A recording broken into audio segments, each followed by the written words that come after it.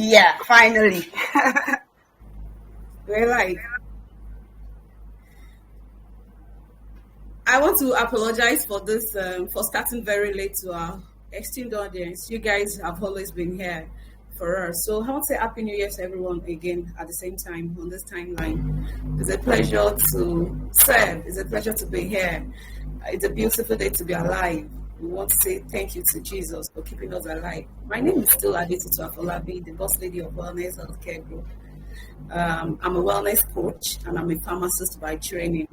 Wellness is passionate about seamless access to care, especially quality care to everyone.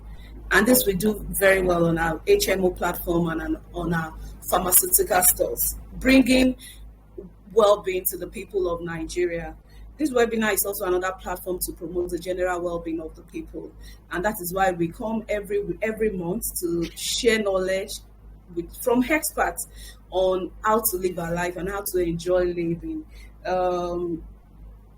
All through last year, one of the things that all the speakers were saying and we're advising every one of us, even when we talked about sex, when we talked about fibroid, when we talked about taking care of our heart, when we talked about erectile dysfunction, they advised us to maintain an healthy weight. And that's why we're starting this year with a topic like this, achieving and maintaining a healthy weight. I know you've done a lot. I'm aware. I'm aware you've skipped meals. I'm aware you've starved. I'm aware you've calculated your calories. I'm aware you've gone on hunger striking. I know you've done a lot. You've chosen protein diet. You've chosen no carbohydrate diet. You've chosen only fruits and vegetable and nuts. All sorts of things you've done.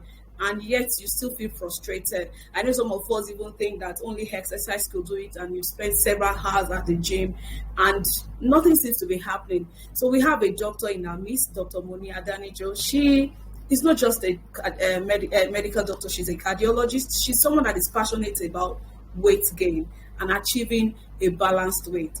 And that is why we have invited her.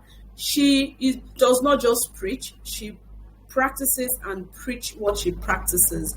She has been able to lose weight and she has been able to achieve the weight. I've lost weight before. I've lost weight some 5 years ago. I actually lost weight and I got my groove back. I was a babe, and 3 years, 4 years down the line, the weight had come back. So I need to hear from her on how to maintain that weight that make me, I still have the picture in my office. I feel good when I see the picture all the time. Like, how can I be a babe back? I really want to become a babe back. So this is very important for me as well, because I really want to get my group back. So Dr. Moni, we want to invite you to come on board. Thank you for your time. And please, you're on this timeline. Don't forget that we want you to subscribe to our YouTube channel. We want you to share this link with friends and family. I know we're starting late, but please share the link with friends and family and let them also hear this, because we'll hear from her. We'll hear from her what weight does to you, because she's not just a doctor, like I said, she's a cardiologist. So she knows how your heart beats when you have excess baggage that you're carrying around. So Dr. Modi, good morning. Hi, good morning so much. Thank you so much for having me, Adetitu. Like you said, weight is a serious passion of mine, because as a cardiologist, you know that, having a healthy heart is important. You watch your weight, because, when you're bigger than your heart can carry, then your heart is under stress and strain. So weight loss is very important in heart care. So I'm so glad to be here and talking about this topic. So you said something very instructive now. When your weight is too big for your heart to carry. Yes. So we've had a discussion once about BMI, and they said BMI doesn't work for Africans. So does it mean that sometimes our normal organs cannot carry the size of our body? Because most times people have arthritis and they say, oh, it's your weight that is causing arthritis. So internal organs, please shed light on it, Dr. Moni. Okay, so I like to use the analogy of a car.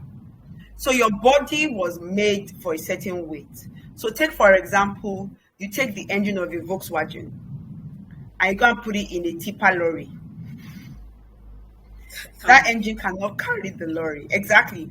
So, when God made your heart, when God made your knees, when God made your joints, He made it to carry a certain weight.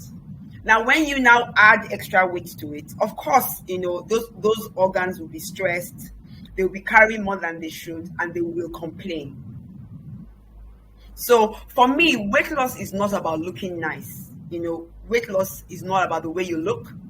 It's about the way your organs, can serve you. Because if you keep on adding weight, adding weight, adding weight, everything packs up. You have problems with your liver, you have problems with your heart, you have issues with your joints. Even some cancers are more common in people who are overweight. You understand? So it's extremely important, we watch our weight because of our internal organs, if not because of anything else. Thank you, Dr. Moni. So weight loss is not just about getting my growth back right now. For me, weight loss is the fact that God has created my organs to carry a specific weight. So I need to watch my weight so that the organs can function as long as I'm alive, and they can function properly. So it's much more beyond getting your growth back. It's about the fact that, and it's not just about the knees. I think a lot of people concentrate about the knees because people have arthritis and they are beginning to have pains. So our internal organs are also affected by the weight we carry. Wow, Yeah. This is instructive. So Dr. Moni, when should weight become a problem? When should weight become a problem? Because sometimes Okay, so when you weigh more than you should. Now, we are mentioning BMI. Well, BMI has its pitfalls because it means that BMI is just your weight in relation to your height. Now, the pitfalls of BMI means that when you stand on a scale, the scale measures everything in your body. It measures your muscle, it measures your fat, it measures everything on you. Now, people who are muscular, people who are all these buff men, they may weigh a lot, but it's not fat. You understand? So more importantly is your waist circumference. If your waist circumference is higher than it should be, then it's a problem. Now, people like numbers and technicalities. I like to keep things simple. If your stomach is coming out, forget the circumference. You don't have to go and look for a tape measure. Although there's a scientific measurement, if it's more than 40 inches in men and more than 35 and all that. But look at yourself in front of the mirror. If you have an abdominal pouch, you are overweight. Even if you are slim and it's just your tummy that is big, quote unquote, you need help. practically everybody will need them, Dr. Moni. We all do, even me. Wow. So I guess that's why some people just say that the BMI might not say all, because the weight the BMI tells you is the total weight, and if you're muscular, you might be overweight or obese using the BMI parameter. Yeah. But what you said now is instructive. Just look yourself inside the mirror. I don't need to tell you you're adding weight. I don't need to tell you what's up. Just look yourself in the mirror and be true to yourself. If you can see pouches, so those pouches by the side and all that, wow. Hey. If you can pinch an inch, then there's a problem.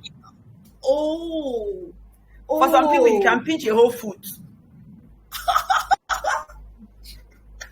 Jesus. So, okay, while looking at the waist circumference, the figures, you just said we shouldn't bother with those technicalities. So what we need to do is to make sure that we lose our weight, and we can actually, and I know that when you start losing weight, one of the places where you feel it the first time is your waist circumference, so abdomen, just that the stomach is going down. So it's true. Hey viewers, I hope we're hearing this. Don't bother about BMI. She understand that it's not going to give you the result that you want. But if you can pinch an inch, then you might need to work on your weight. I think I'm going to tweet that. If you can pinch an inch, you're going to go. So that's when weight should become a concern. Okay, so how about when sometimes people know they are overweight when they are climbing the stairs and all that. So should that be a concern as well? when you're climbing the stairs, when you have to walk and you start having belabored and breathing? Should that be a concern as Oh well? yes. So when you're walking on a plain surface and you're having problems breathing, it is a cause of concern. When you're climbing stairs and you can't climb at least one flight of stairs, then that should be a problem. A flight of stairs means just upstairs, downstairs in a duplex. So if you live in a duplex and you're climbing the stairs of your house, and you're having problems with breathing, climbing the stairs, then it could be a problem. Now I know for a fact that some people who, apart from heart disease and other problems, when you're overweight or obese, many people have problems walking and climbing stairs, and that's just because you put a weight on your heart that your heart cannot bear. And for many of those people, once they lose weight, they start breathing better. Now, that's different from the people that can't climb stairs because they have heart disease or respiratory problems. Those are two different categories of people. You understand what I'm saying? Those are two different categories of people. And many times when people are overweight and we tell them to start exercising or walking, that's always a problem. Or when I walk 5 minutes, I get breathless. And what I say is, even if it's 1 minute you can walk, just walk. Your body will get used to it, and then you can now progress further. And we're mentioning that you lost weight and added weight. You see, losing weight is easy. Anybody can lose weight. But keeping the weight off is the problem, because people assume once they've lost the weight, they can do how they like. And that's not correct. Once you've lost weight, everything you did to lose weight is what you do to maintain the weight. So you can't really stop. And that's why for me, I don't preach weight loss. I preach healthy lifestyle. Because if you make it a lifestyle, if you make it a way of life, then, it won't really be a problem. Like, for example, a bit of digression. I only wear makeup when I'm taking pictures or when I'm going to appear on a TV show. If you see me walking on the streets of Lagos, this is how I look. Because, so many things we do affects our bodies. You understand what I'm saying? So what we eat, who we associate with, everything affects our weight. If, for example, you have a group of friends that all you do is watch TV and gossip and eat, and you're always around them, obviously you can't have a healthy lifestyle, because you will always be eating and gossiping. And you understand what I'm saying? Sedentary lifestyle. It's a holistic thing. It's not just a meal plan. It's not just what should I eat. It's not just which exercise should I do. Sometimes I had to change my friends at the point. There were so many things I needed to change when I started my healthy lifestyle journey 11 years ago. And I've kept the weight off. In fact, I'm so used to the way I eat now. It's a no-brainer for me. I don't think about it. That's just what I do.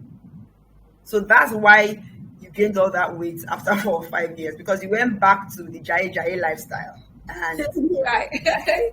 I think indulging. Okay, so Dr. Moni, one of the things that makes that people complain about that they give as an excuse is that because they are stressed, they have high levels of cortisol, and so it's retaining. They are retaining more meals than they are retaining the nutrients or whatever more. Can you shed light on stress and weight gain?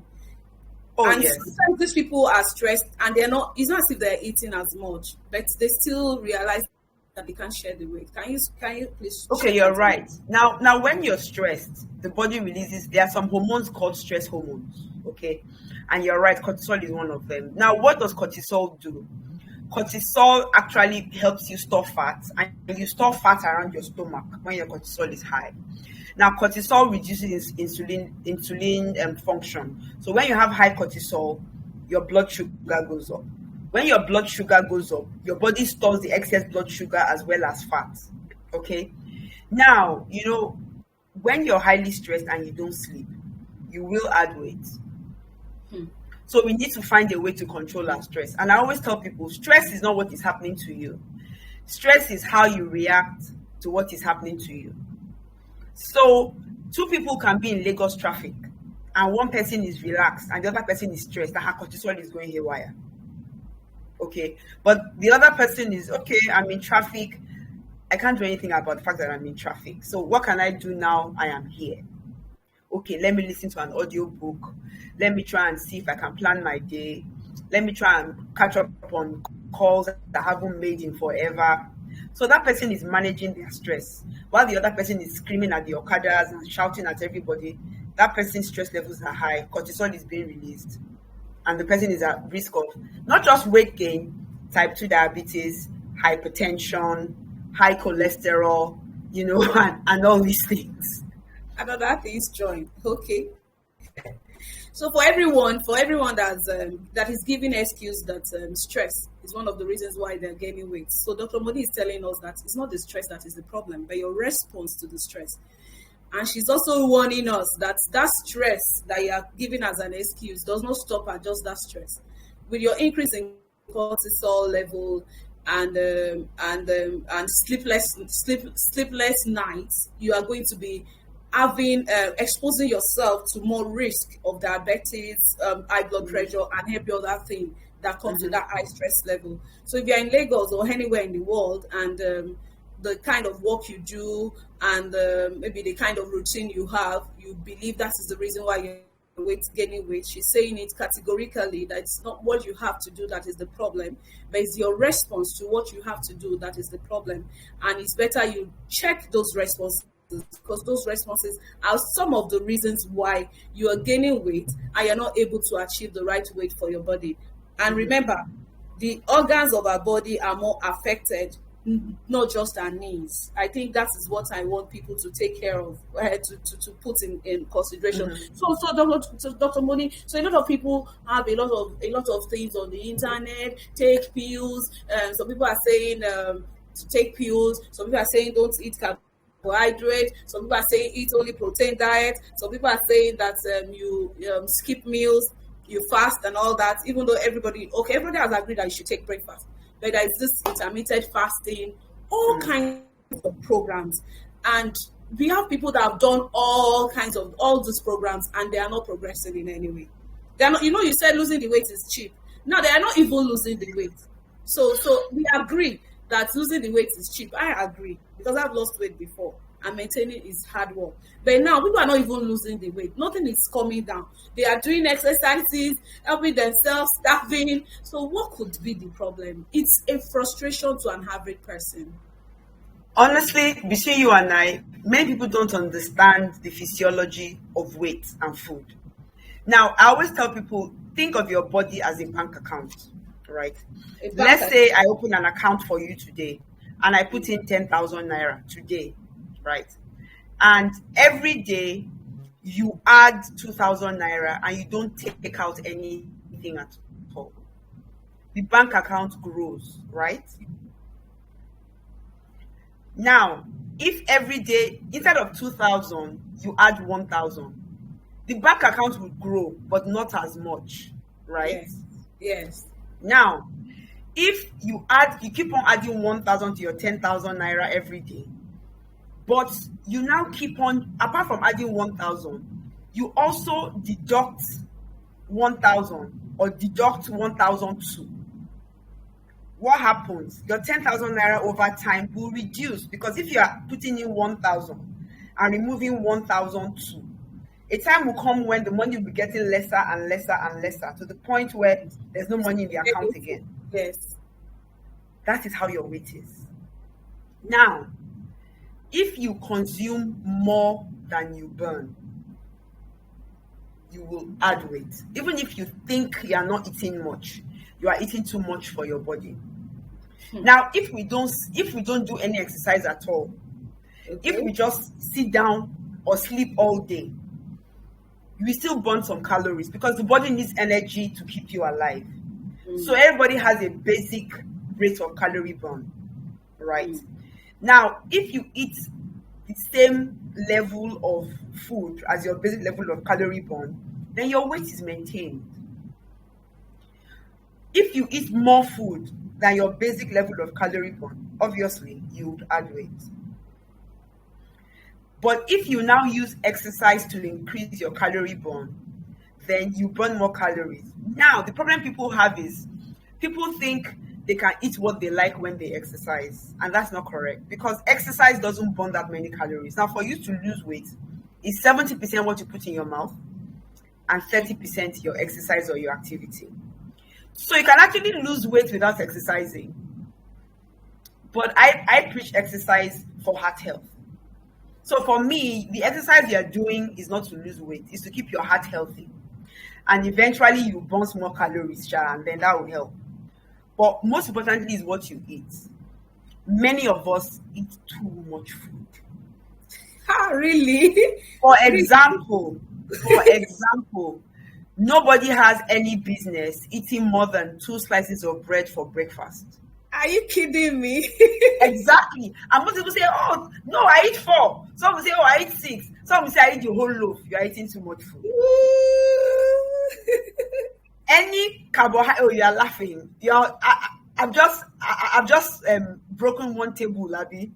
I just saw someone where I went to buy bread, and that soft bread. I was like, "Maparele lori joko." So I'm just pitying the guy now. I'm pitying Exactly. him.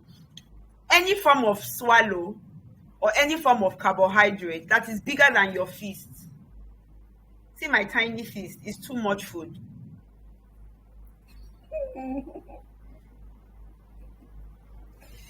But And nobody then, mind. you're going to run people out of the kitchen, no? No. See, the point is, don't skip your meals. Eat your breakfast, eat your lunch, eat your dinner. But it is what you eat. You need to understand food. People just say, give me a meal plan. They don't understand the science behind the meal plan. And that's always the problem. You understand? They don't get it. Like, people don't see things like chocolate drink as calories. People don't see things like, oh, my child didn't finish her food, so let me finish it so that I don't throw it in the dustbin. It's And calories. mothers are guilty of this. Mothers are like the dustbin of the house. Family dustbin, and that's what I preach. Mothers, you're not the family dustbin. Give your kids as much food as they can eat, and whatever is left, put in the fridge or throw it away. As in, you are not a receptacle for rubbish. People are cooking, they are tasting. That tasting is a problem. Some people will taste meat with 4 pieces of meat. And Wow. I'm just tasting. And then when they now want to eat, they'll now eat meat again. Then their husband will eat meat and remain. They'll eat that one too. Their children will not finish the meat, they'll eat. And then at the end of the day, you just did this one chicken left in the pot. Will I now put one chicken in the freezer? Whoa, they've eaten that one too.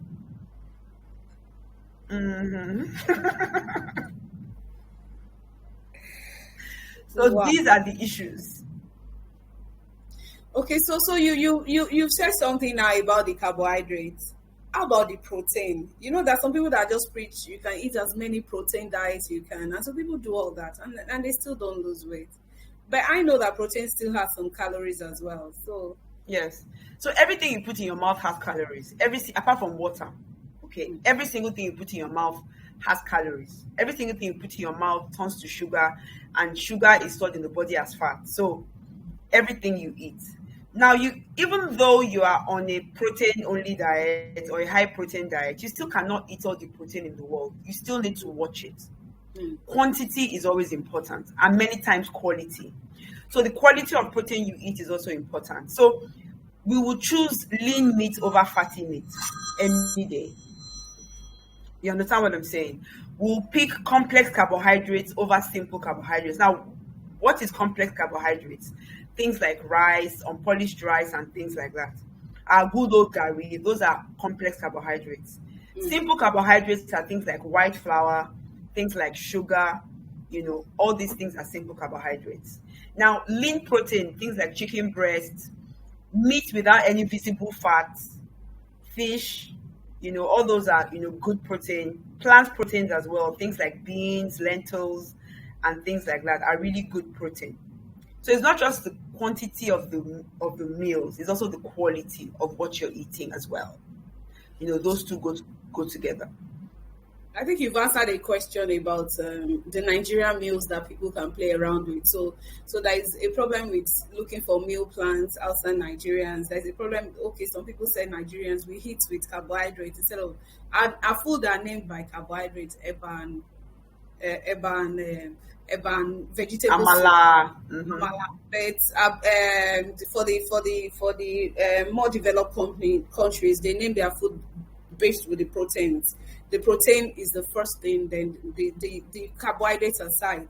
So one of the things you've said that is very instructive right now is that we can actually use Nigerian meals and we can play around it very well. But weight loss is 70% food, Yes. and weight gain is 70% food. No, no, no. Maintaining your weight, anything around your weight, 70% of what goes into your mouth is very important, and the 30% is activity. So whether you're exercising or not, every one of us has a normal level of calorie we burn daily. Because I know some kids that were playing. I said I try to sleep a lot so that I can lose weight, and I said it's okay. It's okay. You're still a child. Be sleeping and losing weight. Poverty is coming. This is what the Bible says. Child was now like, oh, it's not. I said it's okay. The Bible says you should be sleeping. That's how poverty will come with harm badly. So you can't use sleeping as a way to escape. It's either you do physical exercise and all that. So what we eat is very important. You said for anybody eating more than two slices of bread might actually be eating more than too much. So a lot of us do not know that we're eating too much because on our plate it still looks sizable, especially when you are using a big plate. So whatever the meal is on that plate is still sizable, and because it's sizable, we give ourselves an excuse. You've also said we shouldn't skip meals because a lot of people are confused and saying maybe it's the Nigerian meals. You've told us about healthy proteins that we can eat and healthy carbohydrates, healthy sugar, white sugar, white flour, and all that. But what is important to you is that we should eat sizable portions of food. Is that, Dr. Boni? So what you're saying is Okay. that Yeah. Portion control is key. portion control is the number one thing, not skipping meals. Because even if they say a food is healthy, you cannot have unlimited quantities of it. Now people just say, oh, they said unripe plantain is healthy. So they now go and pile their plate full of unripe plantain and say it's healthy, so it doesn't matter. That's not correct. Now, like I always tell people, I don't know how to eat Oyibo food. Maybe that's why I've not relocated. I'm an Ijebu woman. I must eat eba every week. I must drink my curry. I must eat amala. I don't know how to eat exotic food. It's not me. So you can eat eko and pap and jollof rice, normal Nigerian food, and still lose weight. It's based on how you prepare it and how much you are eating. You understand? So, for example, serving slice of plantain is one stick of plantain, and it's not fried. So, if you want to eat plantain, for example, you either boil it or you grill it. By the time you are frying your plantain, you've spoiled the healthiness of the plantain.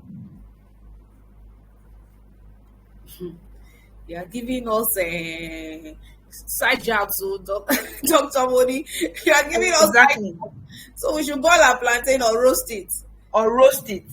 Don't Rather than fry fry anything fried is a no-no. If you know you, even if you are frying it, people say, oh, I fry plantain in olive oil, and I laugh. Olive oil is still oil, even though it's healthier than the rest of the oils, but it is still oil. It still has fat, even though it has more good fat than bad fat, but it still has fat. And if you take excess olive oil, you still add weight. Wow. So for our viewers, Dr. Moni has said categorically we need to reduce our fries or kneel our fries. Kneel, zero. Kneel. Okay, so she said not reduce. Now we need to kneel our fries. Some of us, a lot of us like rice and plantain and beans and plantain. Beans and plantain. So some people in my house like rice and plantain as well. So what I do is I have an air fryer. When I was leaving my former place of work, I got an air fryer as a gift. So they like plantain a lot. So what we do is we cube the plantain, the way you cube plantain to fry. And then we use spray oil. So we put spray oil on the plantain. Now, by the time you spray your plantain with oil, you are not soaking it with oil or anything like that. And we put it in the air fryer. Now, it comes out looking like dodo. It may not quite taste like the dodo that you deep fry, but it's better than nothing at all. And it's an acquired taste. After a while, you get used to eating your plantain like that.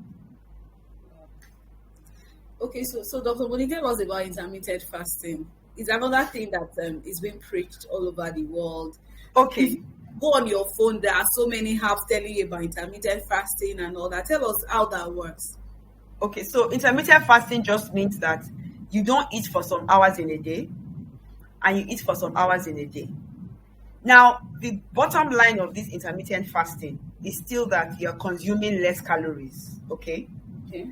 Now, science has shown that there is no difference between intermittent fasting and eating 3 times a day and watching your calories. It's the same thing. Now, there are different types of intermittent fasting. And I think in Nigeria, we kind of do intermittent fasting and we don't know it. There are some that say you eat your first meal at 10 o'clock and your last meal at 7. That's how the average Nigerian eats. You understand? Now, intermittent fasting is especially helpful in people who binge in the night. They go into the fridge at 12 midnight and start eating. Those are the people that we can say, okay, intermittent fasting really would help because they've cut off that midnight eating, that night eating, and things like that. You understand? Now, on the other extreme of intermittent fasting is some say you don't eat at all for a whole day, and then the following day you can eat for 24 hours. Now, if you look at the science, when your body is starved of food, the body thinks this our body is not just food, though. As in, the body actually thinks. When you don't have food for 24 hours or more, the body assumes is in a state of famine. That means there's hunger in the land, there's no food. So the next meal you eat, the body will not burn it. The body will hold on to it and store it as fat.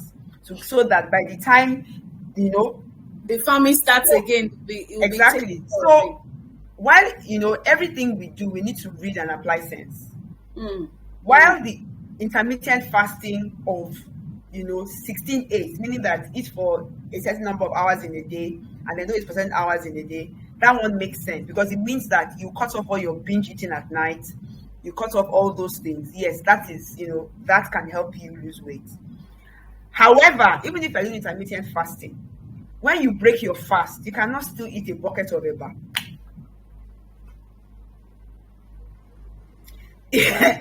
You understand what I'm saying? When you break your fast, you cannot still eat 3 fried plantain and 4 fried egg with corned beef sauce and Coca-Cola and say, "Oh, I've been fasting since.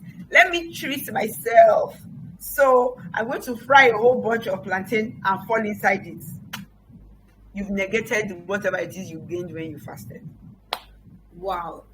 So I guess that's why people are frustrated about the intermittent fasting. The fact that you starved yourself and you eat and you starve yourself, your body begins to adjust to, let me prepare for the time I'm going to be starved. So your body just hoards all the food and keeps it there, so that when you are fasting, it's there, and when you eat, yes, it can still take more. So I guess I think that's the frustration. So we're still looking at, and you said it too, that the science has actually also proven that portion control works as same as intermittent fasting. But I think portion control works better because the body is not hoarding. The body already knows I'm going to eat at this time. So the body is human. The body is like the brain. The whole body is like the brain as well.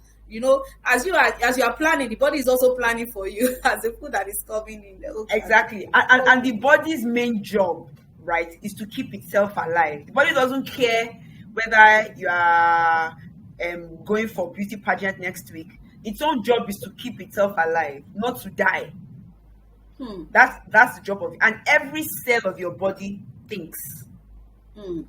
Every cell, every organ, everything's job is to keep itself alive. So regardless of whatever you think you are doing on the outside, the body will be like, continue. My own job is that I must not die.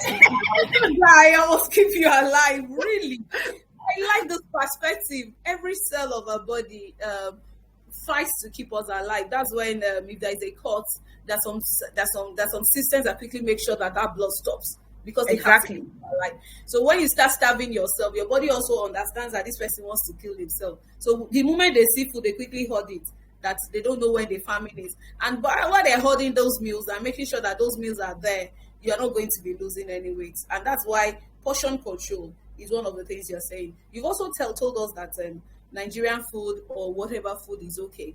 I'm happy that you're talking. You're not telling us to just eat salad and all those things and all those. You're telling us you eat your eba, you eat your amala. So there's nothing wrong with Nigerian meals. It's the fact that maybe we're not either cooking it very well or we're not eating the right portion. I think that portion is that portion is very very. And so for people that ask how often can they eat to lose weight, you have said we should eat at 3 meals a day. Nobody's stopping you from eating 3 meals a day. In fact, if you even want to eat 5 meals, portion control is very important. You already know what you are eating. So that and what's the ideal way to measure and track weight loss? What's the ideal way to measure it? Okay, so now standing on the scale can be a bit frustrating because many times your weight will not shift on the scale. It's true. I personally have not weighed myself since the pandemic. I don't know what I weighed. The last time I weighed 80 kilograms. I haven't weighed myself since the pandemic. Wow. Now, in 2 years. And why am I weighing myself? So, everybody that is in the weight loss industry will tell you, don't weigh yourself. Use your clothes or use a tape measure. Okay. So, if your clothes are falling off, if your face is looking narrower, your face is not looking as round as before, and your stomach that used to fold over before is not quite so jiggly anymore, then you know that you're losing weight. Because if you keep standing on the scale, you're setting yourself up for frustration. You understand? Especially if you exercise. Now, if you exercise along with your weight loss, when you exercise, you build muscle. Right? And muscle also has a weight. Now, muscle weight is better than fat weight. So if you weigh 100 kilograms and it's 90 kilograms of fat and 10 kilograms of muscle, somebody else can weigh the same 100 kilograms, but it's 90 kilograms of muscle and 10 kilograms of fat. So stepping on the scale may actually discourage many people. So what I tell people is that you can weigh yourself maybe once a month, but not every week. Use your clothes. Now, for me, because I'm human, like now over Christmas, all of us did dirty December. We all ate what we shouldn't eat. So I have some jeans. Once I wear that jeans and I'm struggling to zip it, I'll be like, oh yeah, money. You're eating too much food. You understand? Or I look in the mirror and my chin, my angle is not there. My cheeks are looking a bit, okay, something is going on. So it's time to go. So that way it makes it healthier. You're not obsessing over a number on a scale. And then because I lift weights a lot, I do a lot of weight training. My body is shrinking, but I know that my weight may even be increasing because of the muscle. You understand? So muscle weight is healthier than fat weight. So to lose weight for the first maybe 3 or 4 months, yes, you can be weighing yourself. But after a while, weighing yourself, you can feel you're not making progress. But if your clothes are getting loose, if you have to keep going to the tailor to help you amend your outfits, even if your scale is the same, please ignore the scale. In fact, I tell some people, throw away your scale. Use your clothes. Use your clothes. If you keep losing inches of your waist and you keep losing inches of your bust and your hips, it doesn't matter what the scale says. Your inches matter more than your scale. It's very instructive. The scale actually discourages people, especially when you're exercising and all that. And you just hit the nail on the point. One of the things that we need to do is to use a tape rule, measure your waist when you start, and keep measuring your waist circumference. And of course, your clothes will tell you if you're losing weight, and your look will tell you if you're losing weight. So even your wristwatch, if you have to keep moving your wristwatch back, when the place you used to put your wristwatch before, you realize that it's getting loose, you have to move it back and move it back. Then you realize that, okay, I'm losing weight. So don't for people that check the weight and they are discouraged and they stopped trying to achieve the healthy weight. Dr. Moni is saying don't bother to use the scale. Don't bother to use the scale. Use the tape rule. Check your waist circumference. And the truth is, your clothes will tell you if you're doing well or not. Your clothes will tell you if you're doing well or not. So the clothes should be your measurement and all. And thank you for that. I think you've answered that, especially because people do exercise and they are like, this thing is not changing. This scale Oh, is not moving. sorry to chip in. You see, many people exercise and reward themselves with food. So I have some friends that, they'll be like, oh my God, I did so much in the gym today. Let me go and eat. And when they get home, they reward themselves with a big plate of eba. How? Or on Friday, they'll be like, oh my God, I did so well this week. I exercised every day. So let me reward myself with junk food. I don't know why people think food is a form of reward. Why using food as reward? Are you a dog? Is a dog that you give dog biscuits if the dog does well. So if you think you did really well this week, you hit all your goals, you went to the gym every day, you lifted 100 kilograms, and you want to reward yourself, Abby, go for a manicure pedicure. Go and do facial. Okay, spa treat. Go and do massage. The answer is not to put extra things inside your. This is our mouth. If we learn to keep it, most of the world's problems will be solved. Most of the world's problems. I agree with you. I agree with you. I agree with you. Okay, so don't reward yourself with more food because you are trying to lose weight. So, Dr. Moni, there's a Mediterranean diet that won an award this year as the best meal. What's Yeah. that diet? Okay, so Mediterranean. See, me, I don't like big words, because I You I are the don't Jebu understand. woman. You are the Jebu woman. I don't understand too much English. So, the Mediterranean diet simply means a diet with complex carbohydrates, healthy fats, healthy protein, vegetables, and low salt. You can see that it contains all the food groups, but it's the quality and the quantity of the food that matters. Now, people assume the way Europeans eat is fast food.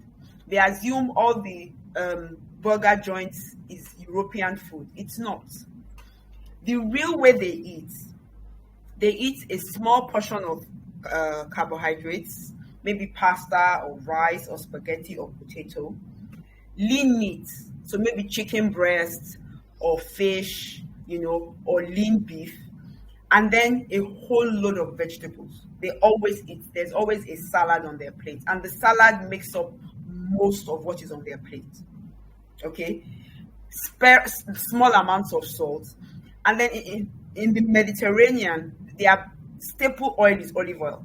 So olive oil is what they use to cook, is what they use to make their salad dressing, and they just drizzle a bit on top. Now the average Nigerian would be like, this one cannot fill me. How can I only be eating leaves? And that's where the Oyinbos only eat leaves thing came from, because most of their plate is leaves. Okay, so that is a very fantastic diet. It has all your food groups in reasonable quantities, and it has a whole lot of vegetables and sparing amount of oil and salt.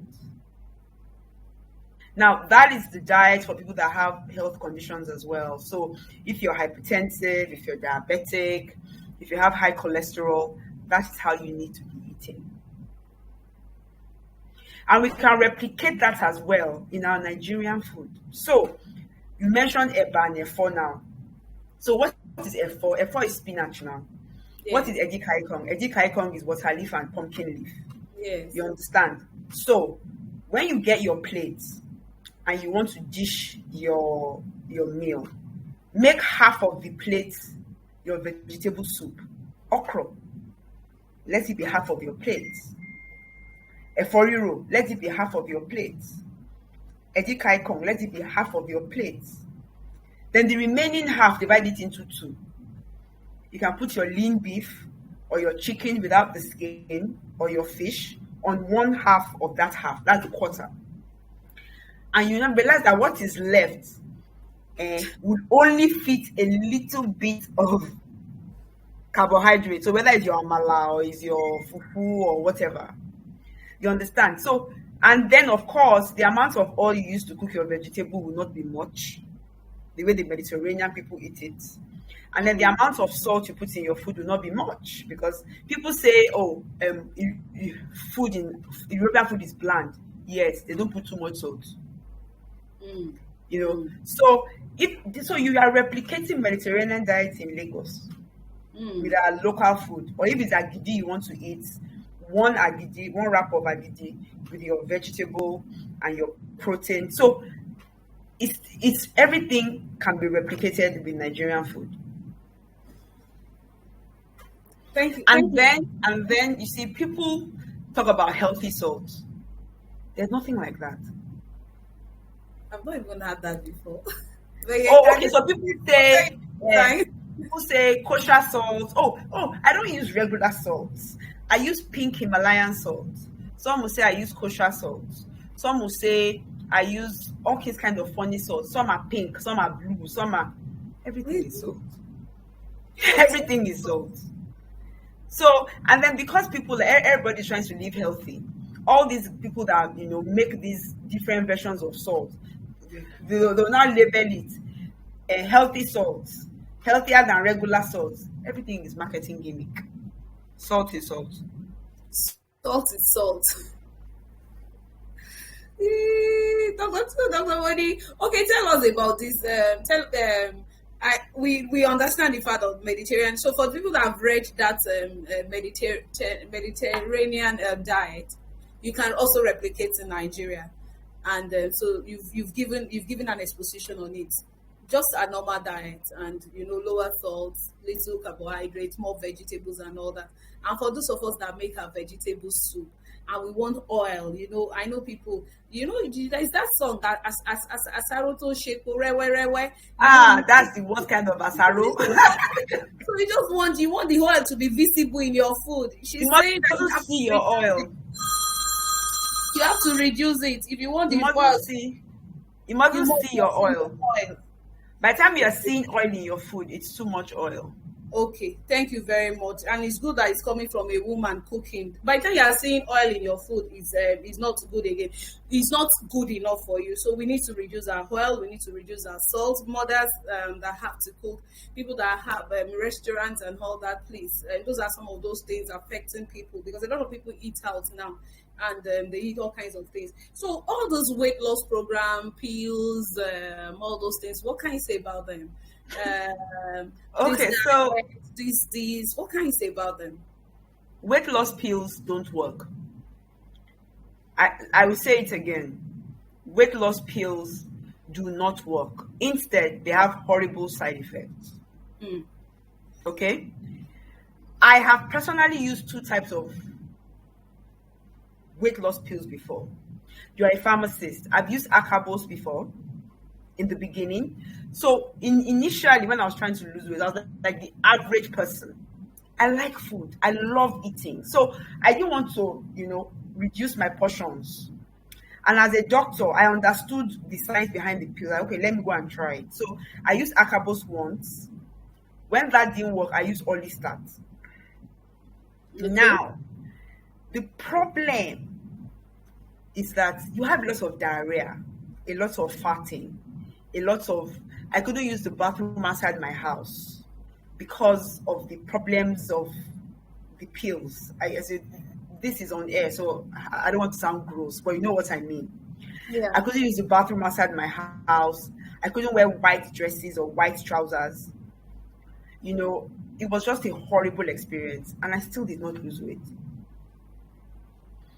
I tried with that you're having diarrhea makes you feel that you're lighter. No, see, when you stand on the scale also measures your body water. Our body is 70% water. Yes. When you have diarrhea, you lose water. So when you stand on the scale, your weight will drop. But what are you really losing? Is it fat or is it water? Mm. Your body needs water to do everything. Everything is done in your body with water. You understand? And a popular musician sang a whole song about water. Yes. You understand? So when you use all these pills, you either pee a lot or you go to the bathroom a lot. Yes, your stomach will go down. When you do colon cleanse, you are removing the excess feces from your stomach. Your stomach will go down. It will go down. But How what long? happens 2 or 3 days after? How long? Once you drink water, everything comes back. You understand what I'm saying? I actually know someone that bought a weight loss pill off the internet, and it spoiled her whole endocrinology system. This young lady, her period stopped. She started lactating. It was a mess, and it took her 2 years to get herself back in order. Wow. So everybody's looking for a shortcut. Honestly, there is no shortcut. There is no shortcut. There is no shortcut. There is no 2 day fat flush. Oh my god, these people! I think I need to develop a 1 hour fat flush system and collect people's money. And collect people's money. I collect all their money and then I go and buy the buy Range Rover. Okay. Thank you very much, Dr. Moni. I've really enjoyed this webinar because one of the things that you have brought back. I remember when I lost weight, then all I did was portion control. I was eating 3 times a day, and I was doing, because as a pharmacist, before engaging, I read a lot, and after reading and all that, I said, okay, let's do portion control. And I really did portion control at home too. Nobody was allowed to eat more than 2 slices of bread and all that and all that. But I think after a while, we just like you said, we just started enjoying ourselves again. We can't come and kill ourselves. And then you just realize that you are going to be 45, and you just need to ensure that you don't just lose the weight, you maintain the weight. So we'll go back to portion control. And I also like the fact that you are not giving us a recipe. So you are not confining us, and you want us to just tell ourselves the right thing. But you've given us an instance. The swallow shouldn't be more than this. The bread should not be more than two slices. That's going to be tough for a lot of people, really, especially when the bread is soft and it's fresh from the bakery, especially. And that is why for many people that want to embark on a weight loss journey, people just think it's meal plan. And honestly, your mindset and your mental health also comes to bear, Hmm. because most of us are emotional eaters. I am. I like to say I was, but the truth is that, sometimes when I'm upset, I feel like just going to go and buy ice cream and eat. you know. But you need to recognize your triggers. You need to say, okay, you know what? And I tell myself, money, so if you eat ice cream, has it changed the fact that you did not get the contract? Will it change the fact that you are broke? Will eating ice cream change the fact that this person annoyed you? And I answer no. And I get angry. Oh, okay. So how will I now solve this problem of me getting upset? So I do different things. I go for a walk. I watch a funny movie on Netflix. I just do everything apart from eat. Yes, eating helps us feel good short term. But after you're done eating that huge tub of ice cream, the guilt now starts. You now start feeling guilty. I shouldn't have eaten this thing. Why did I'm I not eat eating this tomorrow thing? because of this ice cream. You now be feeling bad. And then you now add feeling bad because of what you ate on top of feeling bad because of the person that annoyed you, or feeling bad because you couldn't buy the shoe. And it now becomes a spiral of feeling bad and eating and feeling bad and eating. So honestly, mindset also matters. And for my coaching clients, the first thing we do is mindset exercises. Because if you don't get your mind right, even if you lose the weight, you will gain it back. You will gain it back. Because your mind is not right. Thank you, Dr. Moni. So the body is. I feel really blessed having you on this show today. I feel really blessed. Please, guys watching this on YouTube, please share this link with friends and family. This is one of the most instructive webinar that we've had. Very practical. You know, she's natural. She's not telling us anything that we cannot reach out to get for ourselves. She's a cardiologist. She has maintained her weight for the past 11 years. It's a record that few people will ever break in their lifetime. I'm going to break it too, because from now I'm going to. I've told myself this is the weight that I want, and I'm going to work towards it. And I'm not going to lose it like I did some 2 years ago, where I just felt so low. In fact, I asked the cortisol level as well, because it was actually going to be an excuse, and when I found reasons for it, so that's why I brought it up, so that people can also know that the stress you go through does not matter. So she has been instructive. So we had so many questions, and one of the things she has said today is that if you can pinch an inch around your waist, then you need to check your weight. If you find it difficult, if you do not have an heart disease right now, and you don't have a respiratory illness, and you find it difficult to walk, to climb the stairs, you need to check your weight. She also told us that every part of our body actually talks sense and moves for survival. They tell us what to do. So when you are trying to lose weight by starving, by skipping meals, by fasting, a lot of people even join fasting. I know two people that joined the fasting of churches, and they said, at least I will lose weight. So if you do fasting and all that, and by now you are breaking the fast, you are spoiling yourself that you have tried for the day. That could also be a problem, because she said that we should think of more creative ways of rewarding ourselves aside getting things into this mouth. When you are angry and you want to feel good, you can do other things apart from putting things into this mouth. And be mindful that everything you put inside your mouth, aside water, has calories to add to you. So it's everything. So you want to have a glass of wine, you want to get drunk because you are happy and you're celebrating. Just know that for as long as all you're putting in is not water, it has the potential of adding to your weight. For everybody trying to lose weight, she said it's a mindset thing, and it has to do with your mental health. You have to be prepared. You have to make up your mind, and you have to enjoy the good feel that comes around it, because there's a good feel that comes about losing weight. Don't bother to just lose weight, because losing weight is cheap. Maintaining the weight is the big deal. So before rejoicing, I know people that have rejoiced now. Look at me, social media. I've lost 10 kg, but now you're seeing them again. They have gained like 50 kg. You're like, seriously, 10 kg. Wow.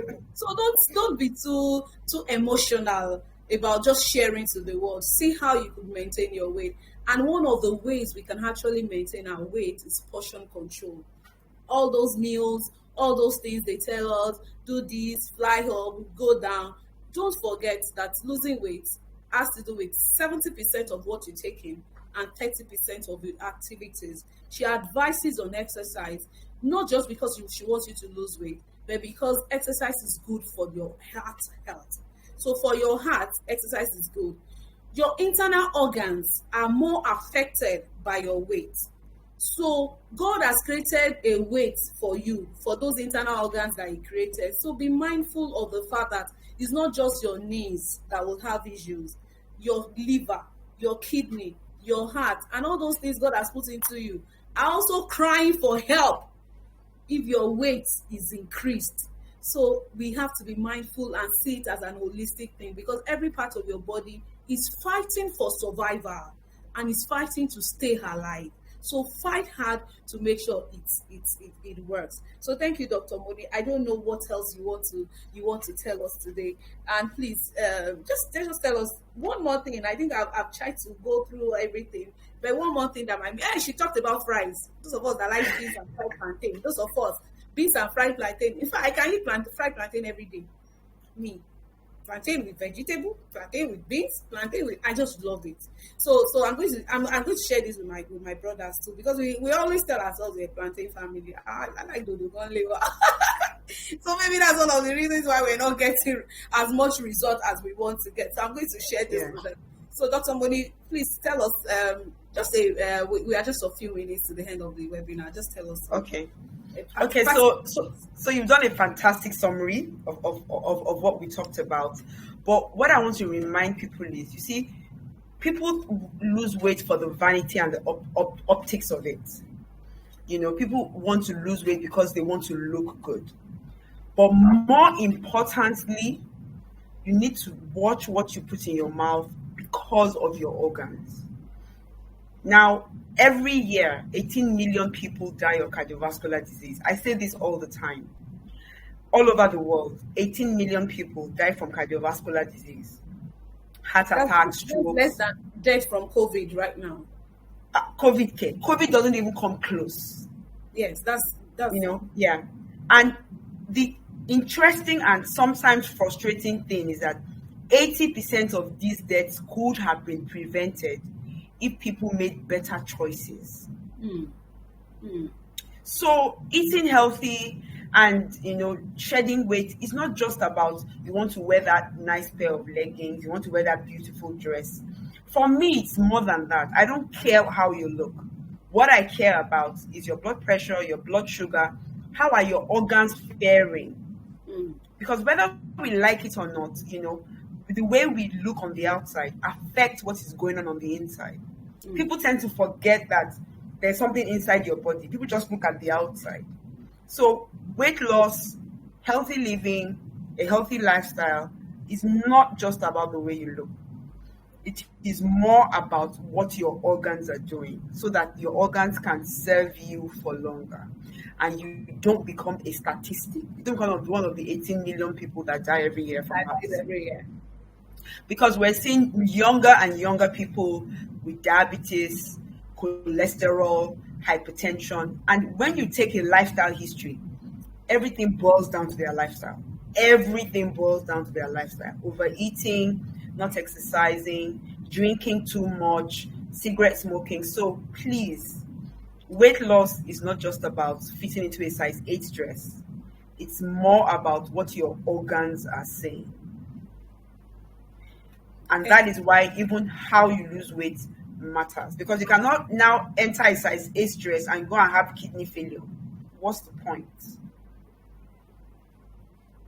So that's my final word.